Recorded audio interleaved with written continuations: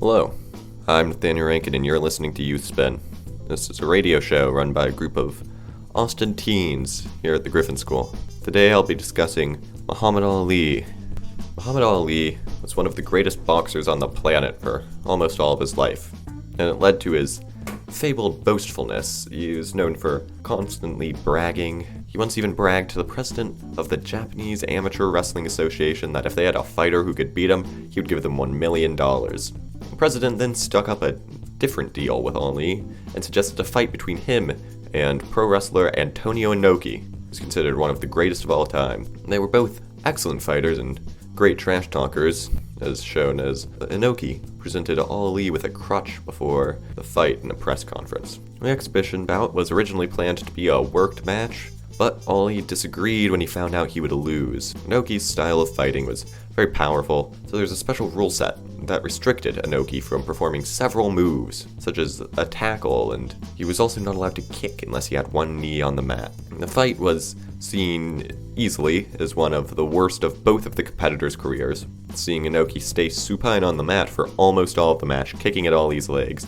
It was a draw by decision, and the crowd was sent home unhappy. Both men became close friends after, which led to a much happier ending for them both. In the vein of odd fights, in 1967, a man named Murray Werner came up with an excellent idea. He was a radio producer and decided to host a boxing championship tournament with fighters from all eras to determine the full champion of the world.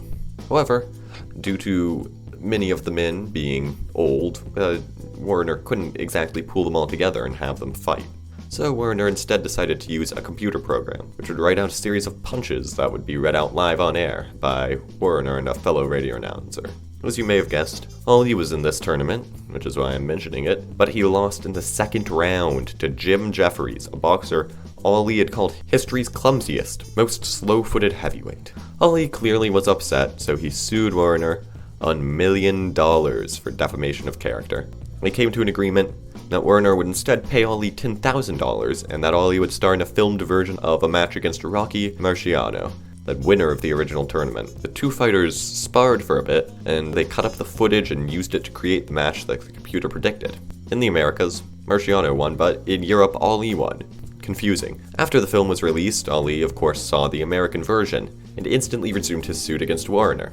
And for a while it was a piece of lost media due to the destruction of the tapes by filmmakers in order to prevent legal action. However, it has been found and can be viewed online, I believe. The super fight idea was also used directly in Rocky Balboa, the sixth of the Rocky movies. Ali was also a music lover. One of his favorite bands of all time was the Beatles. In 1976, he grouped up with inventor Alan Amron, who created the battery-operated water gun and has been in a series of lawsuits with the company 3M over who invented the Post-it note, and they decided to start the International Committee to Reunite the Beatles. They would take $1 donations from the public and send back iron-on patches with "Let It Be" on them. Sounds to me like they weren't letting it be. It unsurprisingly didn't work, but George Harrison did seem interested, saying, "Will it happen? Well, I suppose so." Well, he was also a musician in his own right. He, in fact, made 2 albums that were Grammy nominated. One of these albums was Ali's I Am the Greatest, a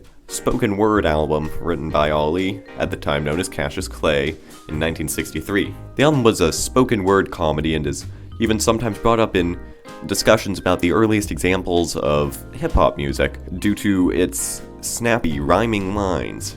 It also featured a cover of Ben E. King's Stand By Me, and a song that he worked on with close personal friend and worldwide superstar Sam Cooke called The Gang's All Here. The album was nominated for Best Comedy Album at the 1964 Grammy Awards. Muhammad Ali, as I mentioned, released another Grammy-nominated album. This one, far more confusing. This album is called Ali and His Gang vs. Mr. Tooth Decay, and I might get a little off the rails here, because I've listened to this album, and it is absurd. Ollie and His Gang is one of the most confusing albums I've ever heard. It begins with a song about how Ollie did a number of Revolutionary War events, like Paul Revere's Ride and Cracking the Liberty Bell. A story, which is narrated by Howard Cosell, begins with a group of bored children who have nothing to do over the summer, and then does what I could only describe as a musical jump cut over to Mr. Tooth Decay and his minion Sugar Cuber. They are hiding from Ollie and trying to give children tooth decay, is the name would suggest. Then the gang meets Ollie, brings him back to the clubhouse, and asks for his help. He sings a song about how cool he is and how awful Mr. Tooth Decay is, and they also play one gasping sound effect, which is looped every time they need a gasp for the song. Mr. Tooth Decay sees Ollie and makes a plan to poison the children's teeth with sugar. Ollie and his gang then arrive at a shop where they meet a shopkeeper, played by Frank Sinatra, who tries to give the children ice cream, but is stopped by Ollie. Ollie tells the children that they should go see an old friend of his, and the shopkeeper realizes that he was wrong. Also, one of the children laughs at Frank Sinatra for much longer than I was comfortable with. I'm also unsure if the shopkeeper is played by Sinatra or is actually Sinatra, as he makes references to things like the Rat Pack and Sammy Davis Jr. Ollie then leads the gang to the home of Brother St. John, played by Ossie Davis, and proceeds to perform a roll call, where none of the members say anything, thus defeating the point of a roll call.